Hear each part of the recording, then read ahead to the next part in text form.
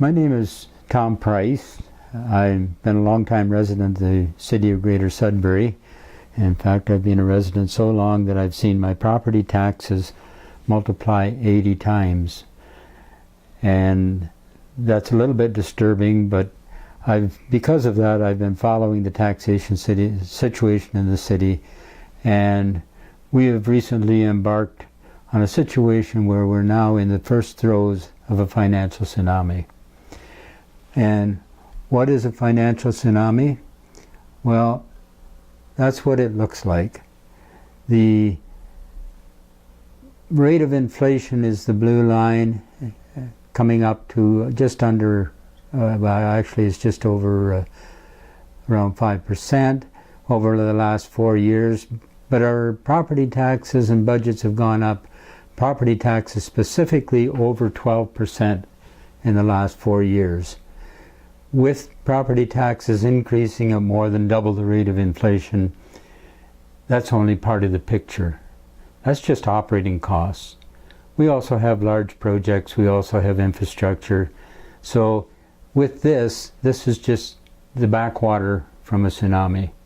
We'll now get into showing you the real tsunami, okay? In order to see what kind of a situation we're in, I thought it best that we evaluate the performance of the City of Greater Sudbury Council. And the only way to evaluate their performance is to see how well they're performing their job as defined by the Ontario Municipal Act, where in Section 224 it states it's the role of council to represent the public, consider well-being and interests of the municipality, and to maintain financial integrity of the municipality. The reason it says "and" here is there are a number of other issues as well that it's the role of council to do, but for the evaluation of performance, we'll consider these two. The others are mostly bureaucratic administrative issues. I would, though, like to just put a note of appreciation for the many people who've helped me put this together, and thank them very much for their assistance and interest in the health of our community. To do the evaluation, I've gone to the Government of Canada, Stats Canada, for population demographics and inflation cost of living rates, Bank of Canada for interest and amortization rates, to the Government of Ontario for the Municipal Act, Ministry of Finance for growth forecasts, City of Greater Sudbury, the annual budgets from 2003 to 2018 inclusive, large projects data from the city, reports, and there's miscellaneous ones that I have referenced material out of, but everything statistically within this presentation has come from those sources. Additionally, Standard & Poor's Global, or S&P, have done a credit rating for the City of Greater Sudbury, and you'll see what the results of that are as we go through the presentation. So the role of council to maintain financial integrity of the municipality. Well, how do you measure that? Well, if you measure performance, you have a bottom-up ratepayer metrics where the ratepayer evaluates performance of council starting from the bottom of this triangle or inverted pyramid and going up. Unfortunately, most councillors, the mayor, city staff, believe that performance is measured from the top down, and therefore they basically look at cost increases in city budgets. That's not the way the ratepayer sees it. The ratepayer sees it from bottom up. The first clue that they have that the council is not performing very well is wasted taxes. That gets their attention. They then look at double billings, needs versus wants, all the way up until they get up to here where cost increases versus income and inflation supersedes the councillor belief of just cost increases. So based on this type of performance review, I'll now go through the rest of it. Annual percent budget change over the last 4 years. What's interesting here is that these have changed at the rates shown here. Our actual property tax and budget went up by went up by more than 4.5%, about 4.25%, I guess. But inflation hasn't kept pace with the budgets. or property taxes. So took a look at that, and herein is the annual operating budgets in millions. The posted budget values are here. 2014 was 502 million, going all the way up to 2018 at 462 million. Those are the budget values. However, if you look at the rates of increase that I've shown up here, these don't match the percentage differences down here, or down that they present, sorry. For example, between 2017 and 2018, they show a 3.5% increase. But that 3.5% increase isn't from the 2017 budget.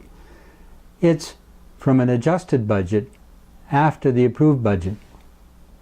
And the adjusted budget was 541 million. Further to that, in preparing the 2018 budget, they showed an actual of 554 million. So what I have done for the purpose of this is I've compared posted budgets. These are the ones that were approved by council. These other numbers have to be explained. They've never been explained. In fact, to my knowledge, they've never even seen the light of day. Certainly councillors have never brought them up. These actuals, and for example, in 2017, they overran the budget by $17 million. I never heard about that, and I'm sure no one else did either. But what you see on this bar graph is the comparison of the approved budgets. So how does that look over time? Well, this is the same graph you saw in the first slide.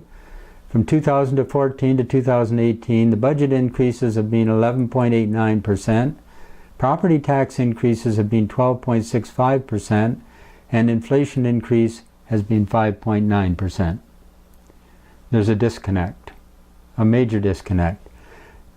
We've been told by some councillors that some of the things in the inflation basket don't include some of the things that the city has to pay. Therefore, we should expect a minor difference or a minor higher rate in city budgets than in inflation.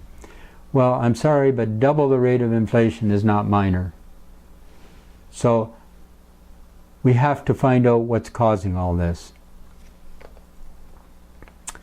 So let's take a look at the needs within the city. Our infrastructure deficit, or debt, has increased by 35%. From reserves, they're now taking 31% compared to what they did in 2014. Licensing and leases have gone up by 27%. User fees have gone up by 13.87%. Property taxes, as I mentioned earlier, have gone up by 12.65%. The operating budget has gone up by close to 12%. Salaries and benefits close to 10%. And again, inflation has only gone up by 5.9%. What does this look like in terms of, wow, those costs slid across that chart pretty quick. That's what it looks like in percentages. With the percentages across the bottom, this is the 35% I mentioned on infrastructure deficit, which went from 1.4 billion in 2013 to 1.9 in 2017 and now stands at over $2 billion. So what does that say in real numbers? Well, the 2018 budget, or year, the infrastructure deficit, as I said, in 2017 was 1.9.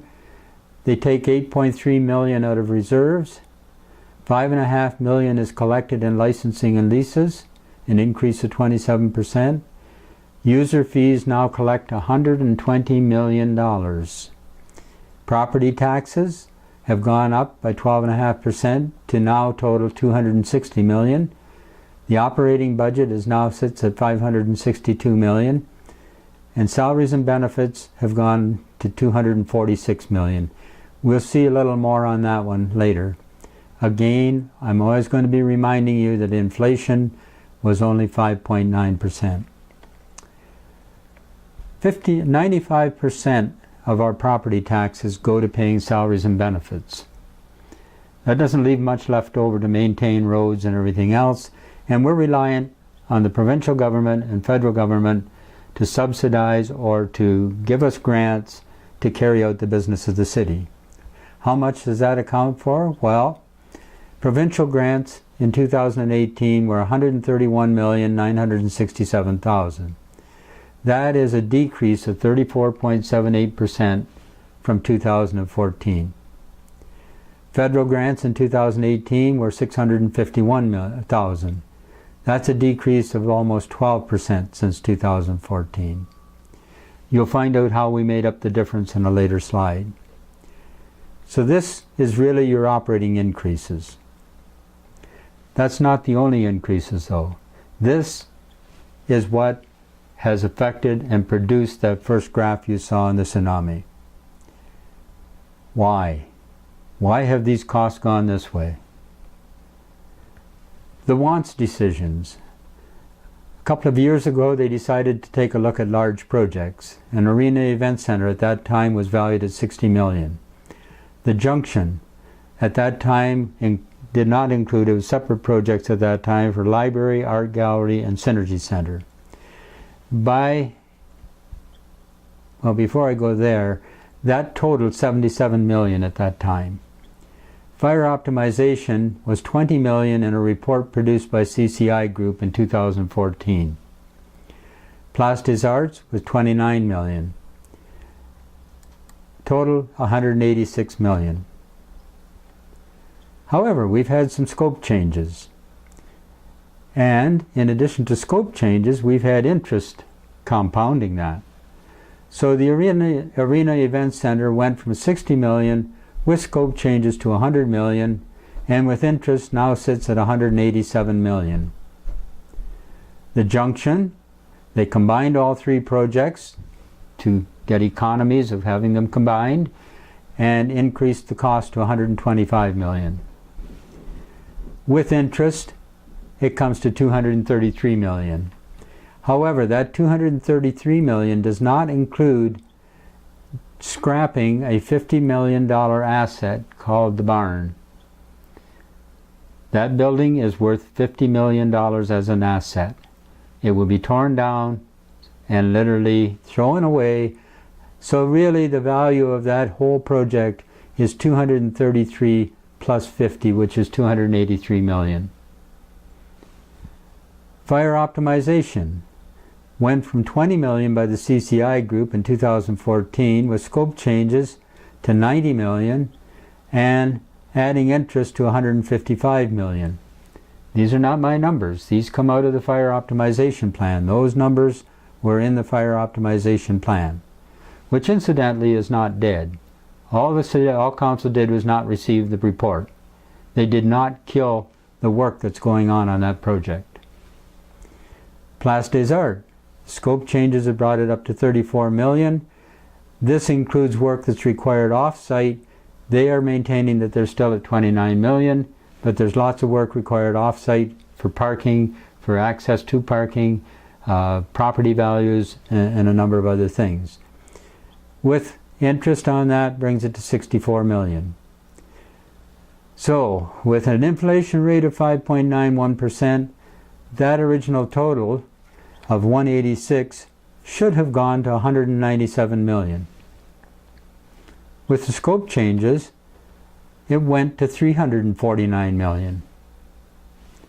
And when you add in interest for all those projects, it brings it to $639 million.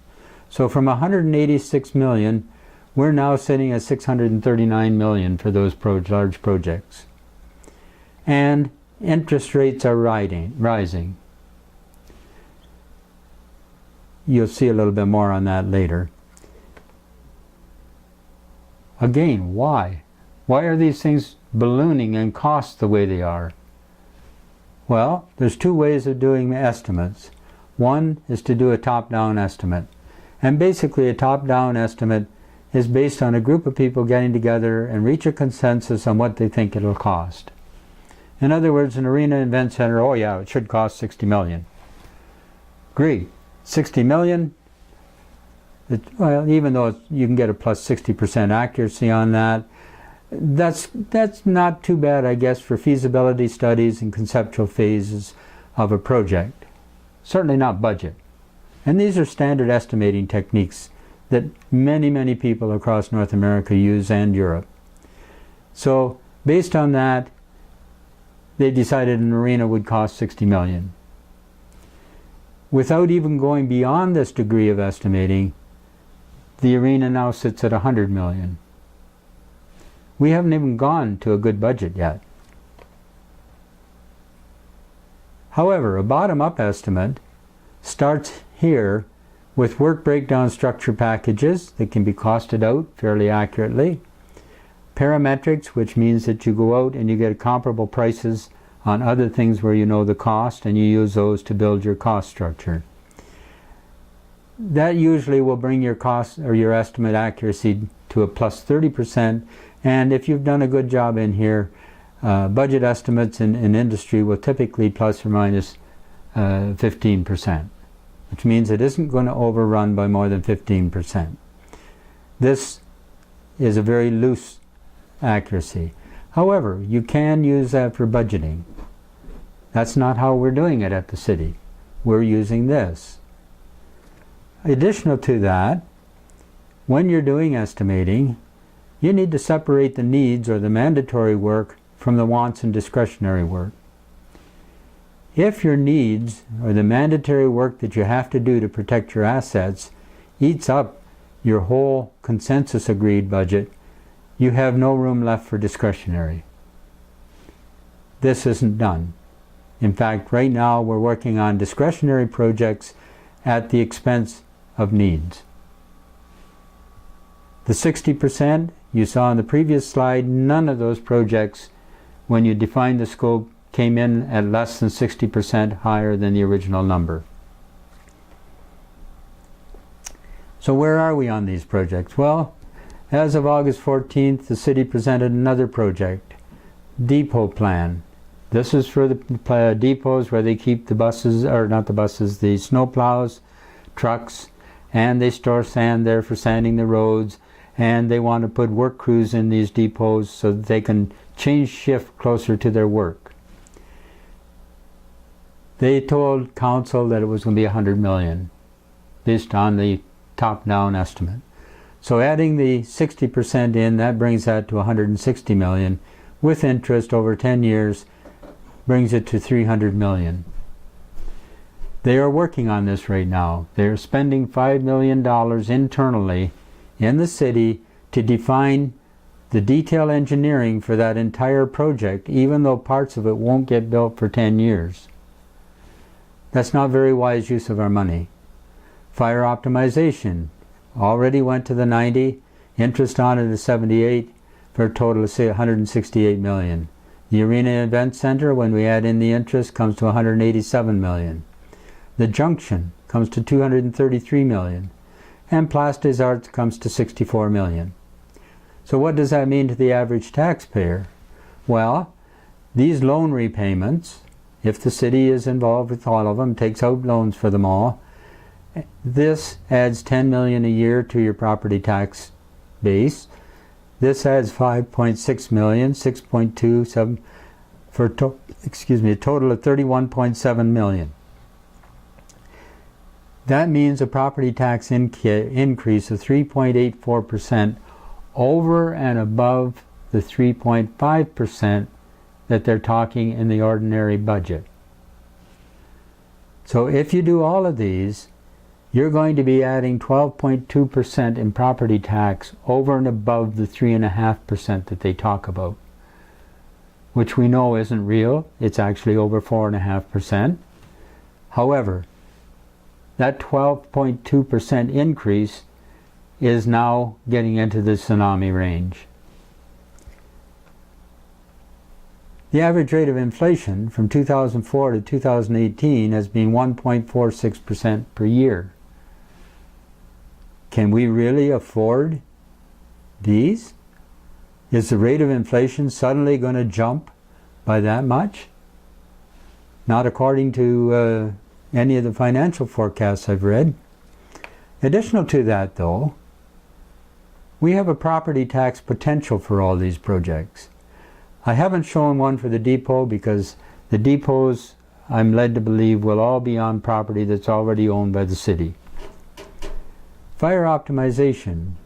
For fire optimization, if we build the new command center for fire and the new stations they want to build, if instead we use the property for that for commercial installations, we could collect $3.3 million per year. The Arena Event Center. If that $100 million was spent on commercial installations, stores, whatever, the city could collect $3.658 million per year. However, it was zoned for industrial. If you have $100 million worth of industrial development in that center, the city would be collecting $6.45 million per year in property tax. The Junction, the same thing. If we had a commercial building there, we'd be collecting $4.4 million. Place des Arts, $1.25 million per year. Excluding fire optimization and the depot, we would be collecting $9.3 million per year in property taxes, except if the Arena Event Center remained industrial, we could add another $3 million to that for $12 million. Income to the city. We've canceled all that. By these all being city facilities, now city properties, that potential is gone. It's wiped out. So how do we get the money back? How do we get more revenue? Well, we've heard all the talk about developing gambling and entertainment as a method of making money. Unfortunately, gambling and entertainment development, most of the money from those goes out of the city. Very little of it stays in the city. Instead, if we have industrial development's like a money tree. Money from there goes to give us property tax revenue, gives us jobs, which increases income tax potential, and it improves our balance of trade. We become wealthier as a city. However, I would be remiss if I didn't point out that for all of the money that's leaving here, for every dollar that goes out, we will get a nickel back. Maybe that's where Nickelback got their name as a band. So, how do we plan to do all this and still stay financially fluid? The city commissioned Standard & Poor's Global in June of this year to do a credit rating for Sudbury, and they came back and said that we have a AA credit rating. Based on two key criteria. There's a lot of else in the rear of their report, but these two are the two criteria that stand out. Sudbury has proven its ability to increase taxes to match operating needs and effectively control spending. You've seen that already in the slide I presented. They have increased taxes. In fact, they've increased them far beyond inflation. Effectively control spending is questionable, though. When I see 17 million overrun in 1 year, I question their ability to control. And that overrun is in spite of the budget being almost double the rate of inflation. You would think with that much extra money in the budget over what their costs are going to go up, that they would be able to control within that. They haven't demonstrated that. As well, approximately 80% of Sudbury's operating revenues are internally modifiable. What that means is they can move money, instead of increasing taxes, they will increase licensing and leases, and they will increase user fees to get the extra money. So the taxes stay pretty well where they were. So how did we get by in the last 4 years? Well, federal grants have gone down by 21% in 4 years. Provincial grants have gone up by 10%, and municipal property taxes have gone up by 12.65%. To stay within this, with this little bit, not totaling this, what they have done is they've increased licensing and leases by 27%, user fees by 13.87%. Yes, we're still balancing the books, sort of, but it's all coming out of your tax pocket. These are decreasing. This is increasing. If these are decreasing, where's the pot of gold that we keep getting told is free money from the province and from the feds. It doesn't exist. Keeping in mind all the time, inflation is 5.9%. Let's take a look at the salaries and benefits that I talked about earlier. In 2003, salaries and benefits total $132 million. Escalating that to today's dollars, at 2018 dollars, brings it up to $168 million. However, the 2018 budget is $246 million. Okay, how did that happen? Well, the green is 2003, the red is 2018 in terms of equivalent workforce.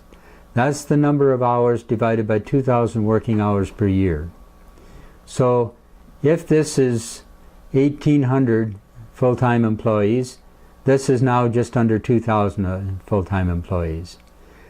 And so forth down. And it doesn't look too bad when you look at it in that respect. In fact, it looks, so where's the big difference? So this is what has happened. We have increased our full-time by 10%. We've decreased the crews on the ground by, well, then I'll get to the number, maybe I should put the numbers up now. We've increased our full-time by 186 bodies. At the same time, we decreased our crews, work crews, out there patching potholes by 185. We've decreased the equivalent overtime bodies by 3. We've added 109 part-time, equivalent part-time employees. Volunteers in 2003, they budgeted for 355 volunteers. 2018 we had 270. That's equivalent, when you take the man hours divided by 2,000, that's the equivalent of getting rid of 5 people. Total, we've increased our total workforce by 102 people. That is 4.4% of our total employment. However, that requires a 46% increase in cost. Don't ask me to explain why. I can't. That 46% increase is from the 2003 escalated to 2018. So how do you get a 46% increase when you've only added 4% bodies? That's the question you'll have to ask existing counselors. And for new counselors looking at having the job, you've got a job ahead of you. Where are we going to get the money? Well, Stats Canada does surveys and census every 4 to 5 years. In 2011, they did a census and they produced the blue curve here. And you have to appreciate that this is the age group from 40 to 65. They have the highest earning power of any of the age groups. Anything within this is adding and is helping us to stay economically viable. Anything outside of here actually draws from the economic viability of the city. So when you see these and these are supporting them. So in 2011, we had an income vacuum. That space there was not filled.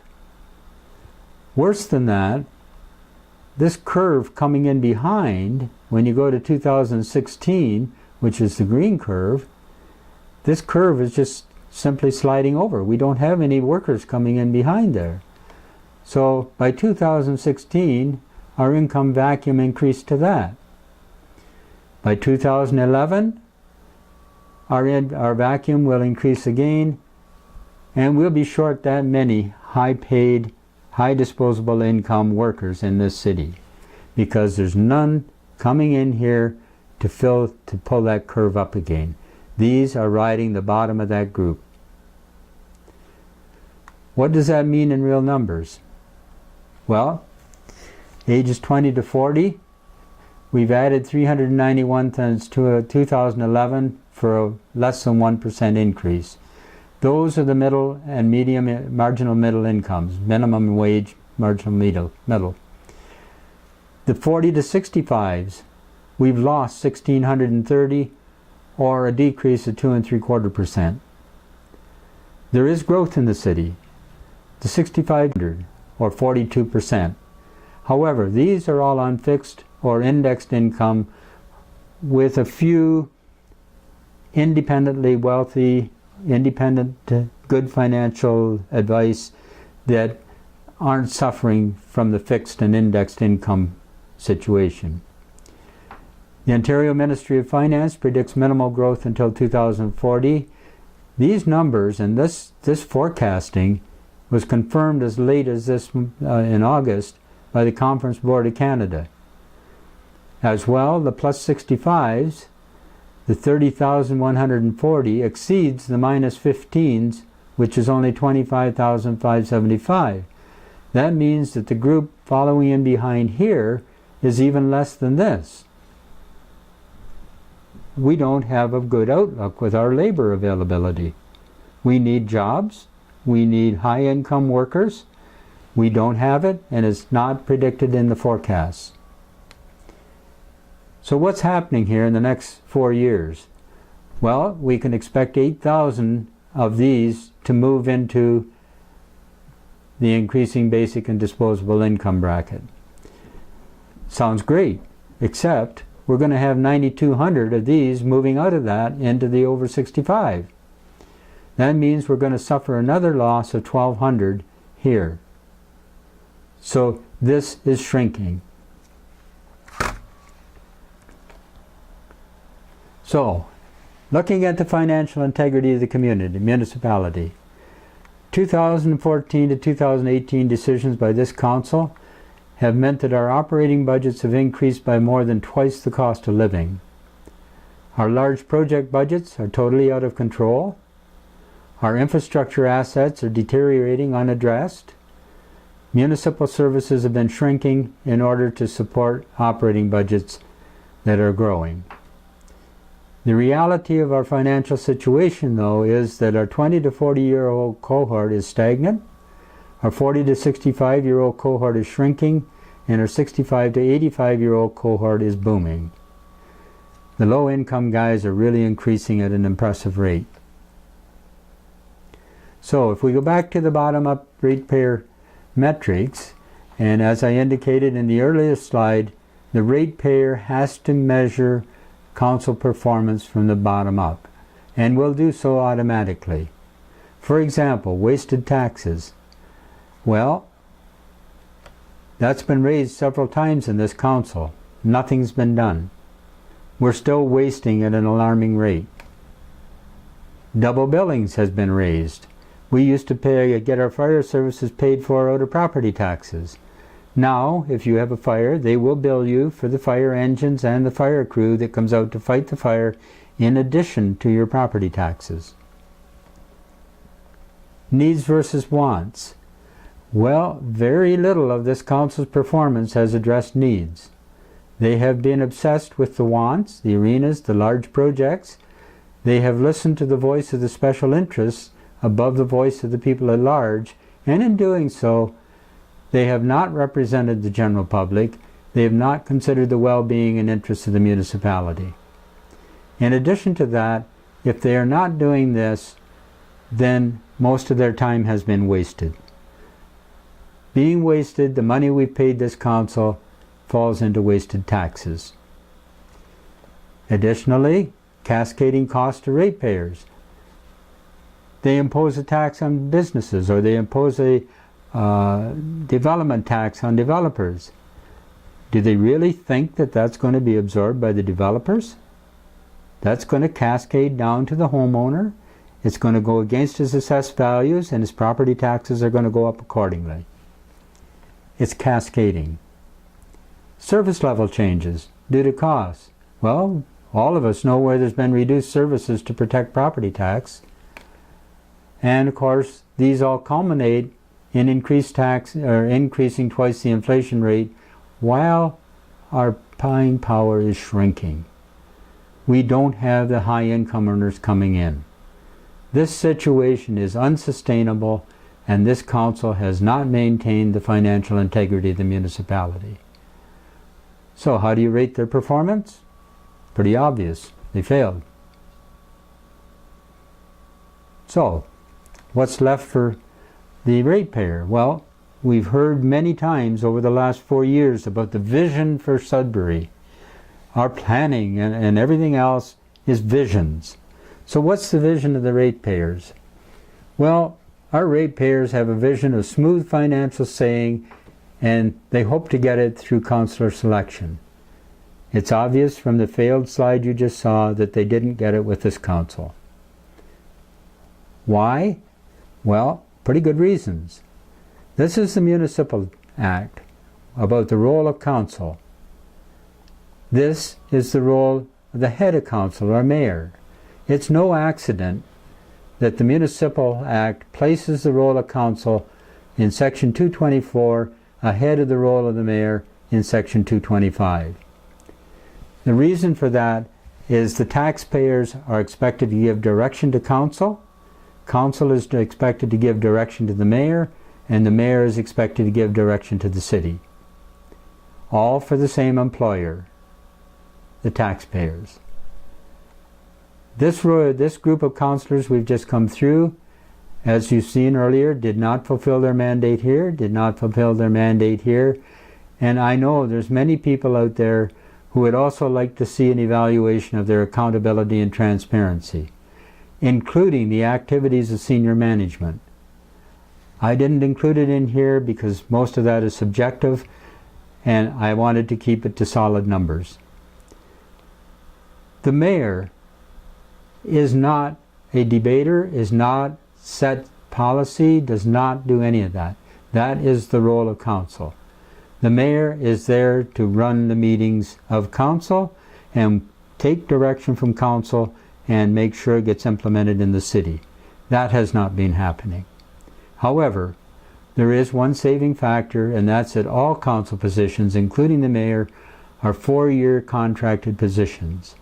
Every 4 years, we have an opportunity to either discontinue the previous contract or to keep them, continue their contract, let them go ahead, and 2 councillors have been acclaimed and judged to have their contract renewed.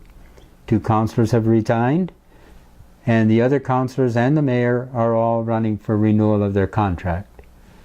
If we want to change things as a city, as ratepayers, we need to seriously consider how that council has done in their job description, and are there better candidates out there running now who can fulfill this?